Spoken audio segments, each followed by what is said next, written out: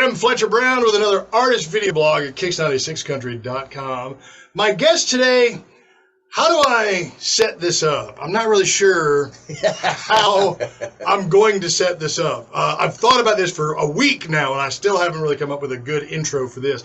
Let me just say that in 25 years of being in radio, people have called me and said, hey, can this person, this artist, person come down and visit you and talk about their music? And yeah, sure. A couple weeks ago, I got a call about this gentleman sitting here to my left, and my jaw, when I picked my jaw up off the floor, I said, yeah, sure, yeah, yeah, we can do that. So if you don't recognize this person, I'm going to assume you're 12, and that's fine. But to say that he's been a part of some of the most iconic movies, at least of my generation, and he has appeared in numerous films and TV shows, and is now breaking into Nashville musically. Please welcome for the very first time ever, the biggest name ever to sit in this studio at K96, C.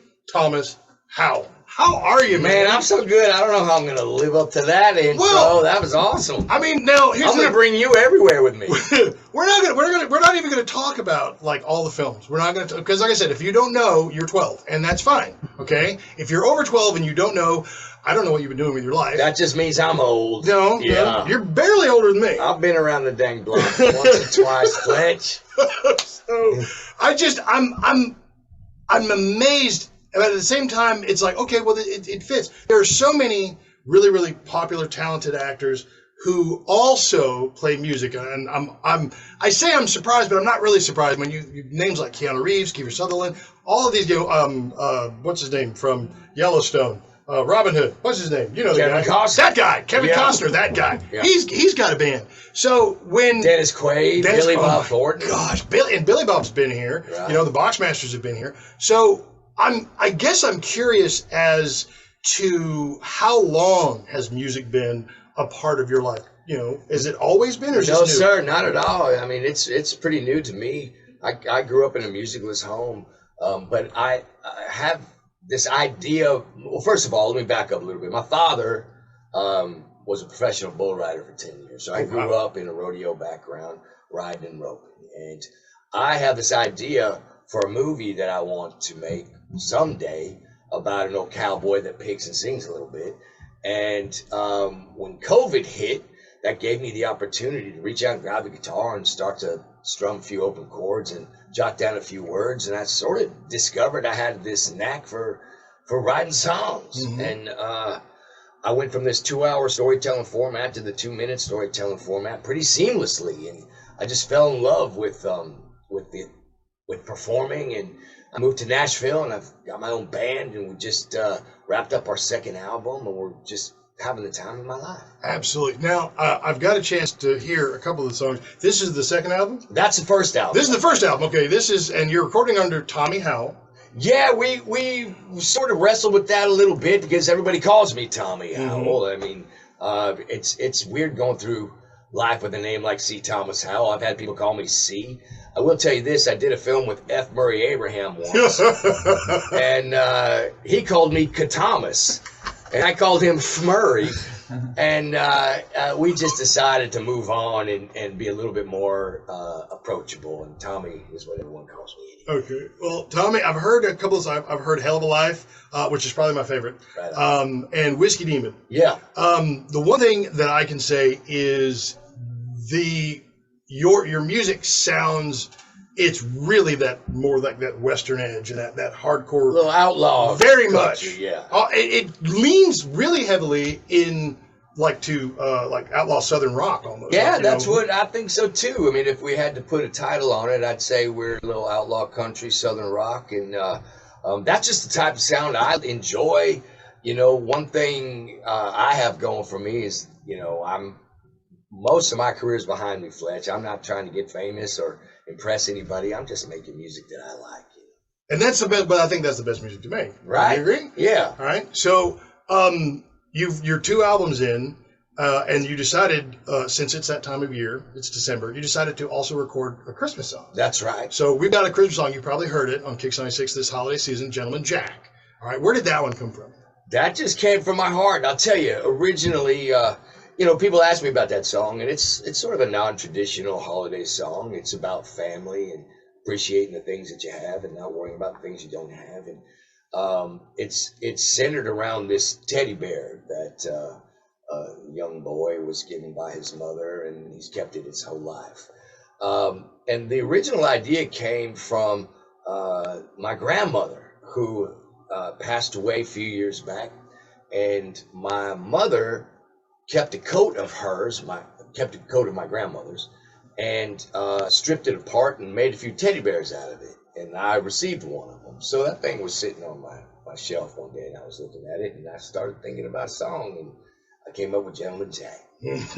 One of the things that, as I was listening through your work, the songwriting is so very honest. I mean, it's like you don't really hide anything at all. It's like, if it was a feeling that you wanted to put in the song, you put that in the song. And I think the last verse of Gentleman Jack kind of caught me because it's not that it wasn't unfamiliar to me, right, but it was like, that's the first time I've ever heard that in a Christmas song. Where you're talking about like kind of relaxing and smoking some. And I was like, okay, that's very Willie Nelson. Well, right, nobody's written a song about a teddy bear that drinks whiskey and smokes weed. I'll tell you that. I was like, that's about as honest as you get at Christmas time right there, man. It's like, again, not unfamiliar, just that's the first time I've heard that. Yeah, everybody peppers their songs for the holidays with sleigh bells and whatnot. And that's just not my thing, you know, Fletch. I mean, I'm not a drinker and a smoker, but I have been known to. And I feel like I just write from the heart, And I got to tell you, to be honest with you, I wrote the song, and everything that I write, I don't do with any prejudged manipulative plan. I write it from the heart, and we record it. And it wasn't but a few weeks ago, we started talking to some promoters, and somebody asked, well, do you have a holiday song? And I said, well, I happen to have one. And I know it's not a traditional piece, but I'm not really a traditional guy anyway. Mm-hmm. So I let them listen to it, and they said, I really like this song. Let's get it out. And here we are. Yeah, well, if you like something a little different, a little edgier, because trust me, this is some edgy country and western, man. This is what this is. It's good. Someone usually dies in one of my songs. Which again, but not in Gentleman Jack. Everybody lives. We just have a little bit of a buzz going. if you want to try something a little edgier, a little different, then there you go. Then what you need to do is you need to find Tommy Howell's Christmas song, Gentleman Jack. You're playing it on Kicks 96. You call us this holiday season, we'll gladly play it for you. Now, real quick. If somebody's watching and they're like, man, I didn't know C. Thomas Howell recorded music. I want to hear the first album, the second album. I want to hear everything in between. Where would they go to find it? Well, American Storyteller is available on all platforms, but you can always go to TommyHowellMusic.com, and we'll sign an album and send it out to you. We've got CDs. We got vinyl. My second album is just about to begin dropping here after the first month of the new year. And you can also take a look and see if we're coming to your hometown and playing some live music for you. So you are touring? Oh, yeah. Yeah, we toured this last year. We've opened for Tanya Tucker in Tulsa. We were at Sturgis, and we opened for Lynyrd Skynyrd.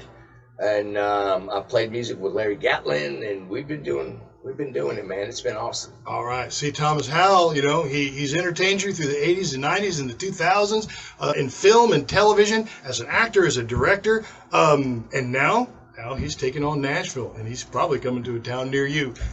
Thomas Howell, I just want to say I appreciate you coming. Thank you so much, my friend. Gracing the Kicks 96 We studios. Appreciate you. Again, if you don't know who this man is, I don't know what you've been doing with your life.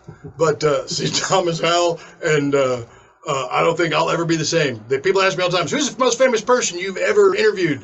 And he is now that. Come on now. He is now that person. Come on now. Okay. We're just friends. Right. Yes. Take it easy. Go look up C. Thomas Howell, hit Tommy Howell, and if you want to hear it, call us Kicks 96. We'll play it for you. We'll catch you next time. Another artist video blog. Kicks96country.com. Got myself a six-string to rock and roll. Got my heart to Jesus, but the devil owns my soul. If I'm going to hell, I don't plan to stay. I'm a bloodshot whiskey demon, find a way.